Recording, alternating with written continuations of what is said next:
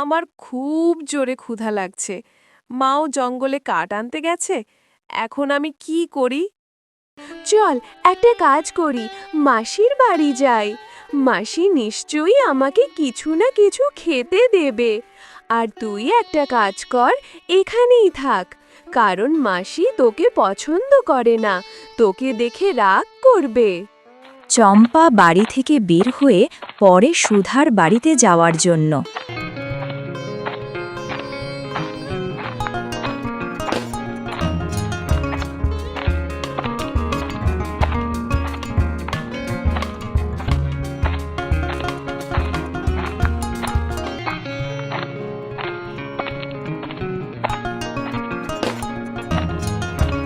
আসলো আমার ভিখারিন বোনের মেয়ে, নিশ্চয়ই কিছু চাইতে এসেছে।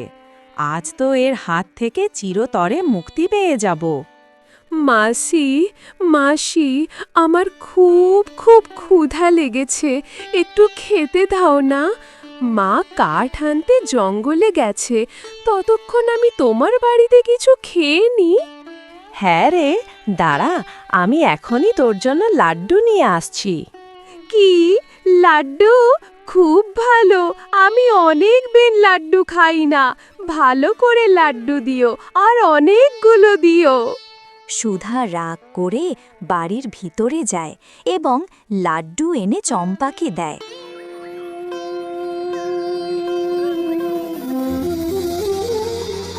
নে, আর সব খেয়ে ফেলবি, একটাও রেখে দিবি না। চম্পা লাড্ডু খেতে যাবে, ঠিক তখনই গরুটি দৌড়ে এসে লাড্ডু নিচে ফেলে দেয়। এ তুমি কি করলে? মাসি আমাকে ভালোবেসে লাড্ডু দিয়েছিল, তুমি সব নষ্ট করে দিলে। তুমি খুব খারাপ হয়েছ মতি। তুমি আমার কথা শোনো না, আমি মাকে তোমার অভিযোগ করে দেব।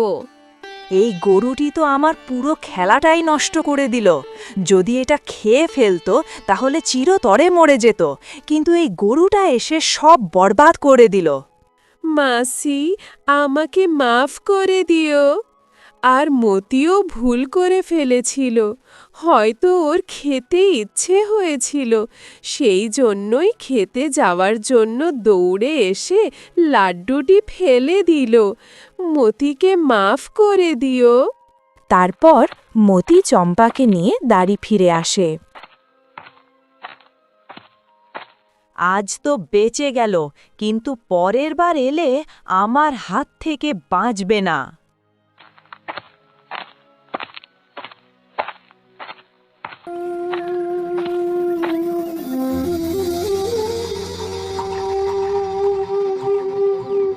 কি হয়েছে বন্ধু, তুই এত রাগ করছিস কেন? আমি তো শুধু খেতে গিয়েছিলাম, আর তুই মাসির এত দামি লাড্ডু ফেলে দিলি, এটা ঠিক করিসনি।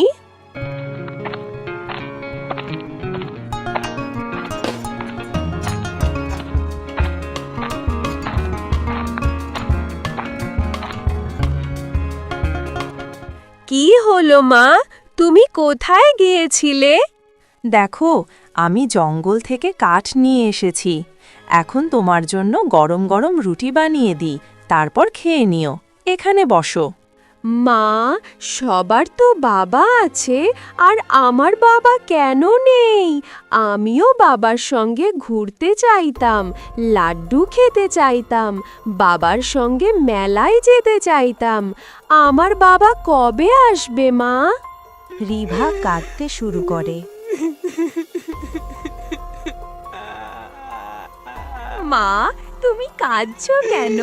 কেঁদো না, আমি তো শুধু বাবার কথা জিজ্ঞেস করছিলাম, তিনি কোথায়?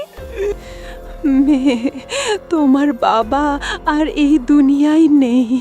তুমি জন্মানোর সাথেই তিনি এই পৃথিবী ছেড়ে চলে গিয়েছিলেন। আমাকে মাফ করে দিও। আমি চাইলেও তোমার বাবার অভাব পূরণ করতে পারছি না, আর তোমাকে ঠিকমতো ভালো জীবনও দিতে পারছি না। আচ্ছা মা, কেঁদো না, আমি আর কখনো বাবার কথা জিজ্ঞেস করব না। তুই কোথায় গিয়েছিলি? চম্পা আর মতি, এদিকে কোন দিক থেকে আসছিস? কতক্ষণ ধরে তোর জন্য অপেক্ষা করছিলাম। তুই জানিস এই পাড়ায় একলা মহিলার বাচ্চা দেরি করলে ভয় লাগে। মা, ভয় পাবার কিছু নেই। আমি তো শুধু মাসির বাড়ি গিয়েছিলাম, আর মতি আমার পিছনে পিছনে সেখানেও চলে আসে এবং আমাকে কিছু খেতেই দেয়নি। মাঝে মাঝে ভাবি, এটা পশু নাকি আমার ছায়া। চম্পা, আমার মেয়ে, তুই আর সেখানে যাস না। কেন মা? মাসি তো তোমারই বোন। বোনেদের মধ্যে কি এখন আর সেই সম্পর্ক নেই? হ্যাঁ, সে আমার বোন। আজ আমাদের দুজনের মধ্যে শুধু রক্তের সম্পর্ক নেই, আমিরই গরিবীর দেয়াল দাঁড়িয়ে গেছে। সে ধনী ঘরের বউ, আর আমি শুধু এক গরিব বিধবা। আমার দারিদ্র্য সে সহ্য করতে পারে না। তার বাড়ির ওই জাঁকজমকের মাঝে আমার ছায়াটাও সে পছন্দ করে না। তাই আমার মেয়ে, তুই সেখানে যাস না। মা মিথ্যে বলছে। মাসি তো আমাকে খুব ভালোবাসে। যখনই আমি সেখানে যাই, কিছু না কিছু খেতে দেয়, আমার মাথায় হাত বুলিয়ে দেয়।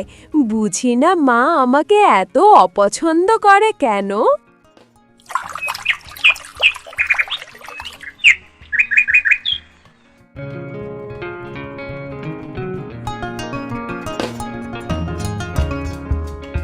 কয়েক দিন কেটে যায়। মতি সবসময় চম্পার পাহারা দেয়। এই মতি না সব সময় আমার পেছনে পড়ে থাকে। আমি কেমন করে মাসির কাছে যাব? আজও নিশ্চয়ই মাসি কিছু ভালো বানিয়েছে, আর এখানে শুধু রুটির সঙ্গে ডাল। মাসির বাড়িতে তো মজার সব রান্না হয়। আজ কিছু হোক বা না হোক, আমি মাসির বাড়ি যাবই।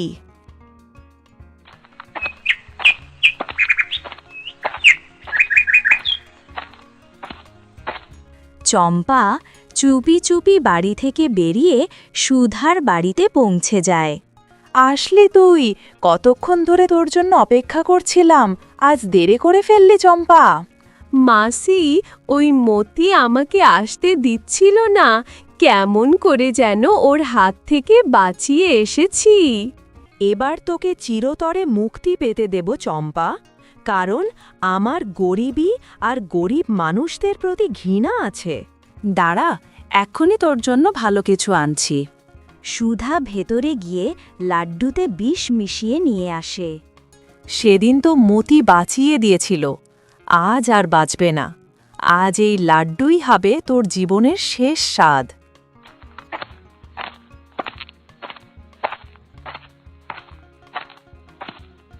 সে বাইরে আসে, কিন্তু চম্পা সেখানে নেই। এখন তো এখানেই ছিল, কোথায় গেল?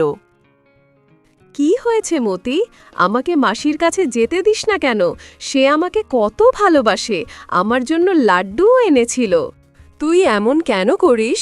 তুই তো আমার বন্ধু, তাই না?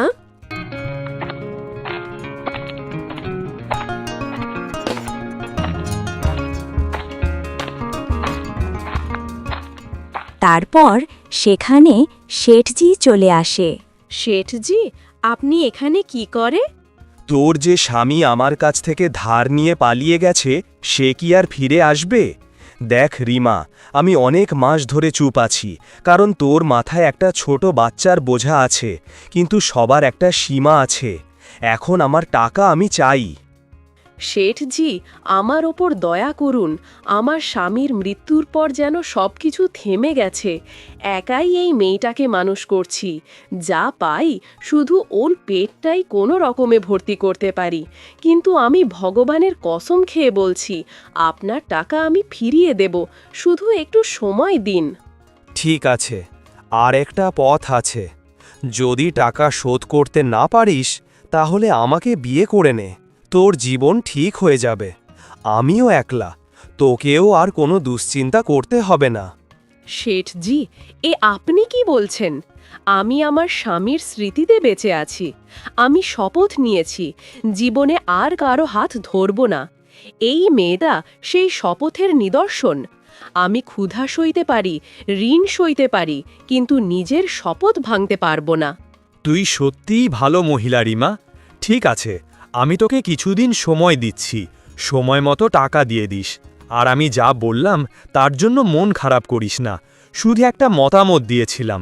এখন আমি যাই।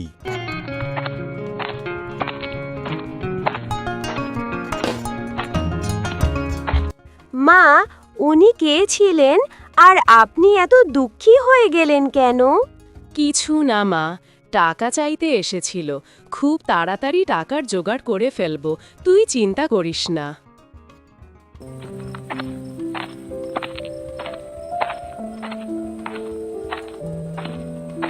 তারপর সেখানে একটি বৃদ্ধ মহিলা চলে আসে। তিনি হচ্ছেন গোমতী ও রিমার মা। আমার মেয়ে রিমা, কেমন আছিস? আর আমার নাতনি চম্পা, ওহ আমার সোনা, তুই তো বড় হয়ে গেছিস। মা, আপনি এখানে কেন এসেছেন? যদি সুধা দিদির জানা হয়ে যায়, উনি আপনাকে খারাপ বলবে। আপনি এখান থেকে চলে যান। কি করব মেয়ে, মা তো। এখন আর চুপ থাকতে শেখা হয়নি। তোদের না দেখে মন মানে না। দেখ, তোর জন্য ক্ষীর এনেছি। সত্যি নানি, ক্ষীর এনেছেন? আমার খুব ভালো লাগে, তাড়াতাড়ি দিন না। না চম্পা, আমি রান্না করে রেখেছি, ওটাই খেয়ে নেবি। মা, আপনি এই ক্ষীরটা ফিরিয়ে নিয়ে যান। যদি দিদির জানা হয়ে যায়, সে খুব ঝামেলা করবে। রিমা সুধা যা করার করুক, তুইও তো আমার মেয়ে, আর এই ছোট্ট মেয়েটা আমার নাতনি। অন্তত ওকে তো আমার হাতের মিষ্টিটা খেতে দে। তোদের দুই বোনের দূরত্বের কষ্ট আমি প্রতিদিন সহ্য করি। এখন আমার মন আর নিতে পারে না। নানি, আমি তো আজ সকালেও মাসির বাড়ি গিয়েছিলাম, কিন্তু মাসি আমাকে ভেতরে ঢুকতে দেয়নি। বলল বাইরে দাঁড়িয়ে থাকতে, সে লাড্ডু এনে দেবে। হে ভগবান, সে তো এখন একটা নিরীহ বাচ্চাকেও এত অপছন্দ করতে শুরু করেছে। জানি না তোদের এই দূরত্ব কবে কাটবে, আর কবে তোদের দুজনকে সুখে দেখতে পারবো। এ জন্মে আমার এই স্বপ্ন পূরণ হবে কি না। মা, থাক, এখন আপনি যান। যদি সে এসে পড়ে তাহলে ভালো হবে না।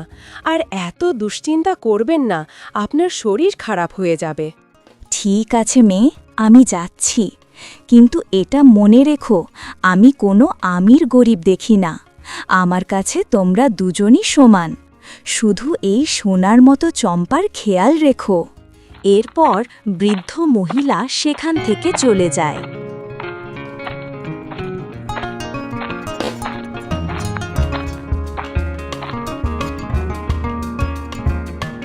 চম্পা, সামনে থেকে নানি কিছু আনলে খাস না। কেন মা? নানি তো খুব ভালো। কারণ তোমার মাসি আমাদের পছন্দ করে না, সে চায় না আমরা তাদের কাছে যাই। এবার যাও, ঘুমিয়ে পড়ো, তোমারও বিশ্রাম দরকার। চম্পা মন খারাপ করে ঘরের ভেতর চলে যায়। মতি, আমি জানি তুই চম্পার চিন্তা করিস, তাই তাকে সুধা দিদির বাড়ি যেতে দিস না। তুই তাকে খুব ভালোবাসিস, কিন্তু চম্পা এখন ছোট, সে তোর এই ভালোবাসা বুঝতে পারে না। কিন্তু আমি জানি তুই আমার এমন ভালো বন্ধু যে কখনো আমার মেয়েকে কোনো বিপদে পড়তে দেবে না। এবার তুইও ঘুমিয়ে পড়ো। সকালে আমাদের জঙ্গল থেকে কাঠ আনতে হবে আর বাজারে বেচে রোজগার করতে হবে, তবেই তো 2 টাকা রোজগার হবে। হ্যাঁ হ্যাঁ, আমি জানি তুই খুব ভালো মনের মতি। এখন ঘুমিয়ে পড়ো, তুই তো আমার ভরসা। আমার স্বামী চলে যাওয়ার পর আমি একা কিভাবে চম্পা আর এই সংসারের দায়িত্ব নিতাম? তোর ভরসাতেই সব সম্ভব হচ্ছে। ওদিকে গোমতী যখন বাড়ি পৌঁছায়, মা, এত রাতে কোথা থেকে আসছো? কোথায় গিয়েছিলে? কিছু না মা, আমি তো পাশের বাড়ির মহিলাদের কাছে গিয়েছিলাম। ওরা গল্প করছিল, তার মধ্যে কথা বলতে বলতে দেরি হয়ে গেল। না মা, আপনি তো পাশের বাড়িতে যাননি। আমি তো আপনাকে সারাক্ষণ খুঁজেছি। সত্যি করে বলুন, আপনি কোথায় গিয়েছিলেন? সুধা, তুই সবসময় এক কথার পিছনে লেগে থাকিস। এমনি একটু গিয়েছিলাম, কোনো বড় ব্যাপার না। অরে ভাগ্যবতী, এ তো তোমার মা। কোথাও যেতে ইচ্ছা হলে কি তোকে জিজ্ঞেস করে যাবে? তোর চেয়ে বয়সে বড়, চলে গেছে তো গেছে, এবার কথা বন্ধ কর। কেন সবকিছু এত বাড়িয়ে তুলিস? মা জি, আপনি গিয়ে ঘুমান। অবশ্যই মা, ওই রিমার বাড়িতে গেছে দেখা করতে, আর আমার বাড়ি থেকে কিছু খাবার নিয়ে তাকে দিতে গেছে। আমি তো বিরক্ত হয়ে গেছি।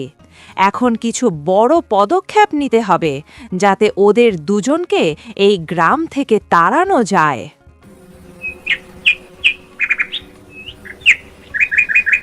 পরদিন সকাল হলে রিমা প্রস্তুত হয়ে বাইরে বেরোয়। চম্পা, মেয়ে, আজ তুমিও আমার সঙ্গে জঙ্গলে চলো, কাঠ কাটতে হবে।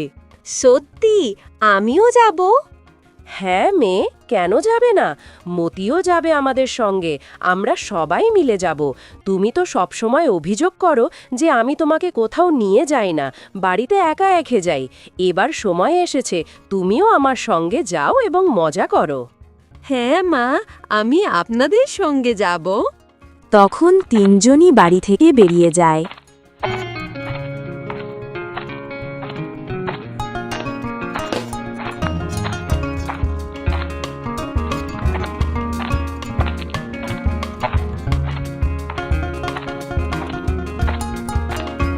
জঙ্গল থেকে কাঠ কেটে ফিরে আসছিল। ঠিক তখনই সুধা এসে পড়ে। আরে রিমা, দেখ, তোমার অবস্থা এখনো গরিবদের মতোই। এই গরুর ভরসায় কবে পর্যন্ত জীবন কাটাবে? লোকজন বলে কপাল বড় জিনিস। দেখো, আমরা একই মায়ের গর্ভ থেকে জন্মেছি। আমি কোথায় ধনী আর তুমি কোথায়? তোমার তো স্বামীও নেই। দিদি, আপনাকে এত চিন্তা করতে হবে না। মতি আমার মানুষের থেকেও ভালো বন্ধু।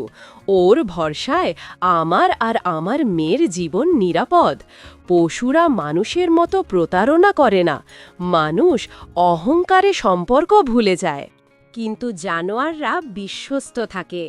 একটুখানি রুটি দাও, আর এ সারা জীবন নিষ্ঠার সঙ্গে তোমার পাশে থাকবে। দেখো তো, ভিখারির মতো অবস্থা আর আচরণে রাজরানীর মতো দেমাগ। এর এই দেমাগ ভাঙতে হবে। সুধা সেখান থেকে চলে যায়। মা, আপনি মাম্মিকে এভাবে কেন কথা বলছিলেন? উনি তো আপনার বোন। কেউ কি নিজের বোনকে এভাবে কথা বলে? দেখো বেটা, তুমি এখনো ছোট, তুমি বুঝবে না। ও হ্যাঁ, সে আমার বোন, কিন্তু আমাকে শত্রুর থেকেও বেশি ঘৃণা করে। চলো এখান থেকে যাই। বুঝে রাখো, এই দুনিয়ায় এই মতি ছাড়া আর কেউ নেই আমাদের। এই আমাদের ভালো মন্দের কথা ভাবে। নানিও তো আমাদের খুব ভালোবাসে। হ্যাঁ, ভালোবাসে, কিন্তু সেও দিদির চাপে থাকে। যদি কিছু বলে, দিদি তোর নানিকেও বাড়ি থেকে বের করে দেবে। তখন আমরা তোমার নানির খেয়াল রাখবো কিভাবে? তার শরীরও ভালো থাকে না, আমরা তো কোনো রকমে পেট চালাই, তার দেখাশোনা করব কিভাবে? তাই নানি আমার অবস্থা বোঝে আর তার বাড়িতেই থাকে।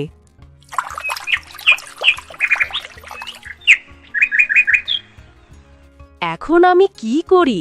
তাকে কিভাবে এই গ্রাম থেকে তাড়াই?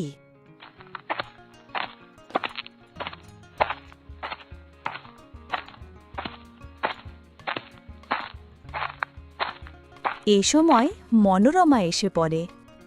আরে মালকিন, আপনি এখানে বসে আছেন আর আপনার বোন সারা গ্রাম ঘুরে কাজ খুঁজছে? তুমি এসব কি বলছো? মালকিন, দুদিন আগে আমি যখন গ্রাম থেকে ফিরছিলাম, তখন আপনার বোনের বাড়ির পাশ দিয়ে আসার সময় দেখি এক শেঠ টাকা চাইতে এসেছে। কী রকম রুক্ষ ভাষায় কথা বলেছে, এমনকি বিয়ের কথাও বলেছে। সব আমি নিজের কানে শুনেছি। আপনাকে বলবো বলতে ভুলে গেছিলাম, আজ মনে পড়ল। আপনার বোনের অবস্থা খুব খারাপ। তুমি কি বলছো? ও আমার বোন নয়। মালকিন, রক্তের সম্পর্কে দাম থাকে। আপনাদের দুজনকে একই কোখ থেকে জন্ম দেওয়া হয়েছে। আমরা মানি বা না মানি, উনি তো আপনারই বোন। আমি তোকে একটা কাজ বলবো, তুই কি করবে? আমি তোকে অনেক টাকা দেব, কোনো অভাব হবে না। আমি তোকে একটা কাজ বলবো, তুই কি করবে? আমি তোকে অনেক টাকা দেব, কোনো অভাব হবে না। সত্যি মালকিন, আপনি আমাকে টাকা দেবেন? বলুন কি করতে হবে, আমি প্রস্তুত। পরের দিন সকালে গোমতী কাঁদতে কাঁদতে রিমার কাছে যায়। কি হয়েছে মা, তুমি কাঁদছো কেন? সব ঠিক আছে তো? আরে মা, বেটা সুধা আমাকে বাড়ি থেকে বের করে দিয়েছে। মা, আপনি এমন কি বলছেন? সুধা দিদি কিভাবে আপনাকে বাড়ি থেকে বের করতে পারে? উনি তো নিজে আপনাকে নিজের কাছে নিয়ে গিয়েছিল শান্তি ও ভালো জীবন দিতে। তাহলে উনি কেন আপনাকে বের করবে? উনি আমাকে বাড়ি থেকে বের করেছে কারণ আমার শরীর ঠিক নেই, অসুস্থ হয়ে গিয়েছিলাম। উনি বলল আমি এখন বোঝা হয়ে গেছি। বেটা, জানি না আমার মেয়ে বিয়ের আগে কত ভালো ছিল, তোমার এবং ওর মধ্যে কত ভালোবাসা ছিল। বন্ধুরা, এটা হলো ভিডিওর প্রথম পর্ব। পরের পর্বে থাকছে ধামাকা। পরের পার্ট দেখতে চাইলে কমেন্টে পার্ট 2 লিখে কমেন্ট করো। যত বেশি কমেন্ট হবে তত তাড়াতাড়ি দ্বিতীয় পর্ব দেওয়া হবে।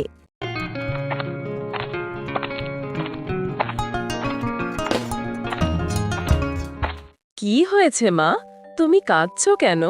সব ঠিক আছে তো?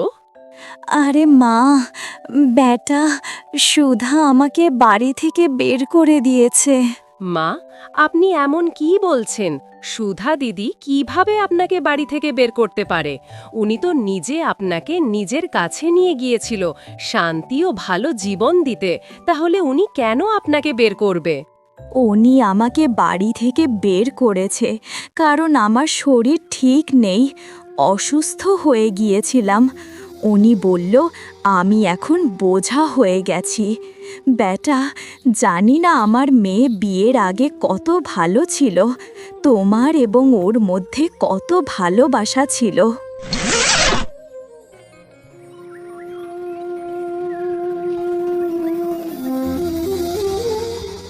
রিমা, তুমি কি করছো? চলো, আমাদের বাড়ির কাজও শেষ করতে হবে এবং মায়ের জন্য ওষুধও আনতে হবে। হ্যাঁ দিদি, আমি মায়ের জন্য ওষুধও এনেছি। মা ঠিক হয়ে যাবে। চুপ করে থাকো। তোমরা দুজনেই আমার চিন্তা করো। তোমাদের বোনের ভালোবাসা দেখে আশেপাশের মানুষও বলে, দেখো বোনেদের মধ্যে কত ভালোবাসা আছে। কেউ যেন কোনো ক্ষতি না করে। আর হ্যাঁ সুধা, তোমার জন্য শীঘ্রই বিয়ে আসছে। এবার অবশ্যই তোমার বিয়ে হবে। হ্যাঁ হ্যাঁ, কেন হবে না? আমাদের সুধা দিদি এত ভালো, ওর বিয়ে কেন হবে না? ততক্ষণে বরের পক্ষ থেকে মানুষ আসে এবং সুধাকে দেখে। আরে সুধা একটু কাঁচা, কিন্তু আপনার ছোট মেয়ে রিমা, ওকে দেখে বেশ সাংসারিক মনে হচ্ছে। আমরা রিমার সঙ্গে আমাদের ছেলের বিয়ে করাতে চাই। না ভাই, আমার বড় মেয়ে সুধা, ওর বিয়ে আগে হবে, রিমার বিয়ে পরে হবে। ঠিক আছে, যখন আপনি রিমার বিয়ে ঠিক করবেন আমাদের জানাবেন। আমরা রিমাকে নিজের বাড়ির বউ বানাবো, কিন্তু সুধাকে বানাতে পারবো না। আমার বড় মেয়ে ভালো লাগে না। এত বলেই বিয়ের পক্ষের লোকরা চলে যায়। এটার কারণে আমার পঞ্চম বিয়েটাও বাতিল হয়ে গেল। এত সুন্দরী হওয়ার পরও কেউ আমাকে পছন্দ করে না, আর এই ভাবনায় আমাকে এর প্রতি গভীর ঘৃণা তৈরি করেছে। কি হয়েছে বেটা, তুমি কেন দুঃখিত? ওর চোখ খারাপ হয়ে গেছে, দেখো তোমার জন্য এর থেকেও ভালো বিয়ে আসবে। কিছু না মা, শুধু আমার জীবনটাই নষ্ট হয়ে গেছে। আমি চাই রিমার বিয়ে আগে হয়ে যাক, তারপর আমি আমার জন্য সঠিক বিয়ে দেখব। তুমি কি বলছো? তুমি বড় হয়ে বসে থাকবে এবং ছোট বোনের বিয়ে আগে করে দাও? এটা ঠিক নয়।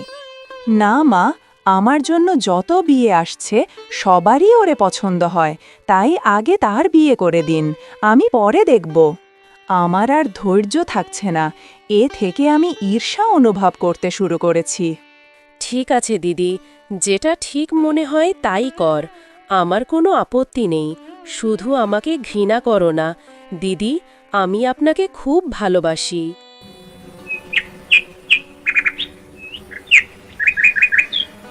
কয়েকদিন কেটে যায়। সুধা, শুনে নাও, তোমার জন্য একটি বড় পরিবার থেকে বিয়ে এসেছে। সত্যি মা? ঠিক আছে, আমি হ্যাঁ বলবো। ছেলে যেমনই হোক আমার কোনো সমস্যা নেই। শুধু আমি ধনী ছেলের সঙ্গে বিয়ে করতে চাই এবং আরাম করে জীবন কাটাতে চাই। এখন আমি গরিবদের মতো জীবন চাই না। তাছাড়া আগের 5 বিয়ে তো ভেঙে গেছে, এবার অবশ্যই আমার বিয়ে হবে। শুনেছি ছেলে ঠিক আছে, কিন্তু মাঝে মাঝে তার স্বাস্থ্যে সমস্যা হয়। কোনো সমস্যা নেই মা, চিকিৎসা হবে, সব ঠিক হয়ে যাবে। শুধু বিয়ের প্রস্তুতি শুরু করো। কিছুদিনের মধ্যে সুধার বিয়ে একটি ধনী পরিবারের সঙ্গে হয়, আর রিমার বিয়ে একটি গরিব পরিবারের সঙ্গে। 1 মাস এভাবেই কেটে যায়। পরবর্তীতে সুধা প্রথমবারে মাতৃবাড়িতে আসে। মা, এতদিন পর আমি এখানে এসেছি, সব ঠিক তো আছে তাই না? হ্যাঁ মেয়ে, সব ঠিক আছে, শুধু তোমার কথা মনে হচ্ছিল। তুমি এতদিন পর এলে, এতদিন কোনো চিঠি না, কোনো ছুটি না। হ্যাঁ, দেখো মা, এখন আমি ধনী ঘরের বউ, আমার কোনো অভাব নেই। আর এই গরিবদের জীবন কি? আমার সঙ্গে চলো, আমার বাড়িতে থাকো।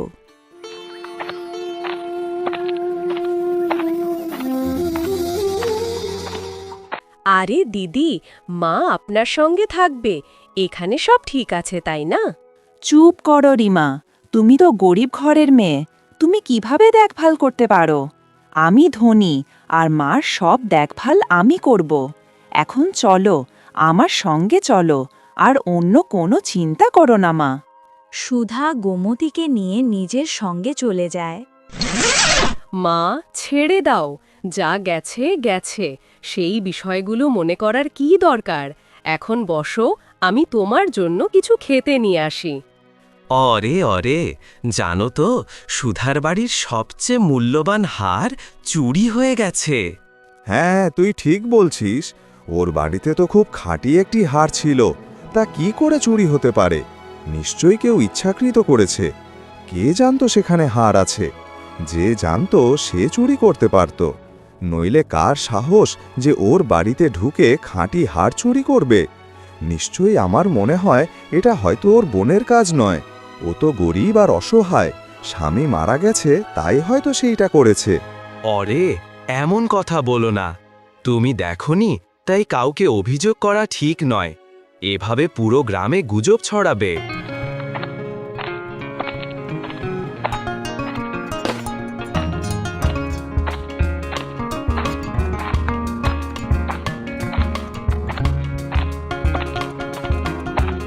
বোন, কি হলো, সব ঠিক আছে তো তাই না? না, আপনাকে চুরি করার অভিযোগ করা হয়েছে। আপনি কি বলছেন? না, আমি কি চুরি করতে পারি? আপনার বোনের বাড়ির সবচেয়ে মূল্যবান হার চুরি হয়েছে। ও বলছে আপনি চুরি করেছেন, কারণ আপনার বাড়ির অবস্থা ঠিক নেই, সেই কারণে আপনার বাড়ি তল্লাশি হবে। এখন সেই হার আপনার কাছে কি থাকবে? এমনটা হয়নি তো আবার যে আপনার মেয়ে নিয়ে এসেছে? না না, আমার মেয়ে কোনো হার চুরি করেনি। আমি তো রাতে থেকেই এখানে আছি, তাহলে এটা কিভাবে সম্ভব? তোমরা মিথ্যা বলছো। এখান থেকে চলে যাও।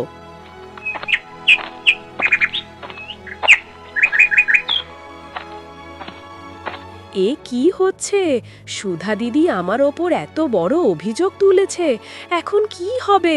গ্রামের মানুষও ওর কথাই বিশ্বাস করতে শুরু করেছে। চিন্তা করো না বেটা, তুমি কোনো চুরি করনি, তাহলে ভয় পাবার কি আছে? আমি তো তার মা, আমি ওকে ভালোভাবে জানি। ও রাগ বের করার জন্য যে কোনো কাজ করতে পারে। সে তোমার ওপর এই মিথ্যা অভিযোগ করছে, কিন্তু আমি কখনো তা ঘটতে দেব না। দিদি, আমি আপনার হার চুরি করিনি, এটা মিথ্যা। তুই আমার হাড় চুরি করেছিস, কারণ আমি ধনী আর তুই গরিব। আমার জীবনের জন্য তুই ঈর্ষা করিস। তোর মেয়েও প্রতিদিন আমার কাছে এসে খাওয়ার জন্য চাইতো। নিশ্চয়ই তুই পাঠিয়েছিস, আর ওর সব তথ্য নিয়ে তুই চুরি করেছিস। আজ তো সবার সামনে তোকে আমি লজ্জিত করব। দিদি, আমি কোনো হার চুরি করিনি, আমার কথায় বিশ্বাস করো। হ্যাঁ, আমারও মনে হচ্ছে হার তুই চুরি করেছিস।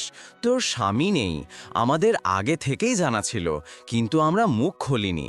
ভাবতাম হয়তো তুই চুরি করনি, কিন্তু তোরই বোন বলছে নিশ্চয়ই তুই চুরি করেছিস। হ্যাঁ হ্যাঁ, তুমি খুবই লজ্জাজনক কাজ করছো। তোর স্বামীর আত্মার কি হবে? হ্যাঁ, আমি সত্য বলছি, তোমরা আমার কথায় বিশ্বাস করছো না কেন? আমি কোনো চুরি করিনি। গ্রামবাসী, তোমরা তার বাড়ি তল্লাশি করো। হার ওই বাড়িতেই পাওয়া যাবে। তখন তোমরা সবাই বুঝবে আমি সত্য বলছি নাকি মিথ্যা। গ্রামের মানুষ রিমার বাড়ি তল্লাশি করতে শুরু করে। আমি যা ভেবেছিলাম ঠিক তাই ঘটছে। এখন আমি তাকে চুরি করার অভিযোগে ফাঁসাবো এবং এই দুজনকে গ্রাম থেকে চিরতরে বের করে দেব। এভাবে আমার সম্মান এই লোকদের ভিখারিপনার তুলনায় কম হবে না। গ্রামের লোকেরা পুরো বাড়ি তল্লাশি করে, কিন্তু কিছুই পায় না। অরে সুধা বোন, আমরা তো পুরো ঘর খুঁজে দেখেছি, কিন্তু এখানে কিছুই পাওয়া গেল না। এটা কিভাবে সম্ভব? নিশ্চয়ই এটা হাটটাকে সে করার কাছে বিক্রি করে দিয়েছে। এভাবে কেন বলছো বেটি? ও তো তোমার ছোট বোন। নিজের বোনের ওপর এমন বাজে অভিযোগ কেন তুলছো? মা, তুমি চুপ থাকো। তুমি সব সময় ওর পক্ষ নাও, কিন্তু এবার ও চুরি করেছে। আমি তাকে ছাড়ব না। গ্রামের লোকেরা, তোমরাই আমাকে বিচার দাও। ও আমাকে কোথায় মুখ দেখানোর জায়গা রাখল না। এখন আমার শ্বশুর বাড়ির লোকেরাও আমাকে অপমান করবে। দেখো, আমরা এমন চোরকে গ্রামে রাখতে পারি না। রিমা, তোমাকে গ্রাম ছাড়তে হবে। হ্যাঁ হ্যাঁ, মোহন ঠিক বলছে। এমন চোরকে আমরা গ্রামে রাখতে পারি না। বের হও গ্রাম থেকে, বের হও। সবাই জোর করে তাদের গ্রাম থেকে তাড়িয়ে দিতে শুরু করে। ঠিক তখনই মতি দৌড়ে এসে বাড়ির বাইরে একটি গাছের নিচে মাটি খুঁড়তে শুরু করে। কি হলো মতি? সেখানে মাটি কেন খুঁড়ছো? ফিরে এসো, এটা করো না। মাটি সরাতেই সেখান থেকে হাড় বেরিয়ে আসে। এই দেখো, হাড়টা চুরি করে গাছের নিচে পুঁতে রেখেছিল। দিদি, আপনি কি বলছেন? যদি আমি চুরি করতাম তাহলে বাড়ির ভেতরেই রাখতাম, গাছের নিচে নয়। আমি চুরি করিনি। আপনি আমার ওপর মিথ্যা অভিযোগ তুলছেন। ভগবানের দোহাই, এমন করবেন না। যেমন মা তেমনি মেয়ে। তোর মেয়েও চোর হবে। বহুবার আমার কাছে খেতে চাইতে এসেছে, আর আজ সুযোগ বুঝে আমার বাড়ি থেকে হাড় চুরি করে এনে এখানে পুঁতে রেখেছে। তাই তুই চোর, গ্রাম থেকে বেরিয়ে যা। তোমরা বেরিয়ে যাও, এখানে তোমরা থাকতে পারবে না। ভগবানের জন্য এমন করো না। আমি তোমাদের পা ধরছি, আমার ছোট বাচ্চাদের ওপর দয়া করো। আমরা কোথায় যাব? বস, আর না। তোমরা এই অসহায় মানুষের উপর আর কত অত্যাচার করবে? তুমি কি বলছো? এখান থেকে বেরিয়ে যাও, চুপ করো। এবার আমি চুপ থাকব না। আমি সত্যিটা বলছি। সেই হাড়টা আসলে সদা মালকিনী নিজের হাতে মাটির নিচে পুঁতে রেখেছিলেন, যাতে রিমাকে বদনাম করা যায়। আমি নিজে দেখেছি। তিনি তার সখী মায়ের সঙ্গেও খারাপ আচরণ করেছেন। তার নিজের বোনের দারিদ্র্য তাকে লজ্জা দিত। সেই কারণেই তিনি রিমাকে শেষ করে দিতে চেয়েছিলেন। আর এই এতটাই নিষ্পাপ চাপার প্রতি তার এমন ঘৃণা যে তিনি বহুবার এই শিশুটিকে বিষ খাইয়ে মেরে ফেলতে চেয়েছিলেন। মতি না থাকলে কতবার সে বেঁচে যেত না, আর চাপাকে লাড্ডুও খেতে দেননি। তিনি আমার সাথে মিলে এই পুরো ষড়যন্ত্রটা করেছিলেন। আমি কারোর ওপর এত অত্যাচার হতে দেখেও চুপ থাকতে পারিনি। এতটুকু নিষ্পাপ শিশুকে তো শত্রুও দেখলে মায়া লাগবে, আর এখানে নিজেরই বোনের প্রতি এত ঘৃণা আমি তা সহ্য করতে পারিনি। তাই আজ আপনাদের সামনে সব কথা বলছি। ঠিক তখনই রাজীব চলে আসে। এখানে কি চলছে? মনোরমা যা বলেছে সবই সত্যি। তুমি সত্যিটা বলো, না হলে ফল ভালো হবে না। হ্যাঁ, আমি স্বীকার করছি, আমি রিমাকে সহ্য করতে পারতাম না। মা যখন বেঁচে ছিলেন তখন সারাক্ষণ রিমার প্রশংসা করতেন, তার কথাই বলতেন। কিছু ভালো রান্না হলেই রিমাকেই এনে দিতেন। আমার বাড়ি ভিখারিদের আশ্রয় দেওয়ার জায়গা ছিল না। তার স্বামী মারা গেছে বলে আমি কি করতে পারি? আমি কি আমার সব টাকা এই ভিখারি পরিবারের পেছনে খরচ করে ফেলব? তাই আমি এই কাজ করেছি। ছি ছি, বিশ্বাসই হচ্ছে না আমার মেয়ে এতটা নিচে নামতে পারে যে নিজের বোনের সঙ্গে এমন করবে। রিমা তোমার কি ক্ষতি করেছিল যে তুমি তাকে এমন ঘৃণা করতে শুরু করলে? তাকে চুরির মিথ্যা অভিযোগে ফাঁসিয়ে সদার সামনে অপমান করেছ। সত্যি আমরা ভয়ানক ভুল করেছি, না জেনে কত কথা বলে ফেলেছি রিমাকে।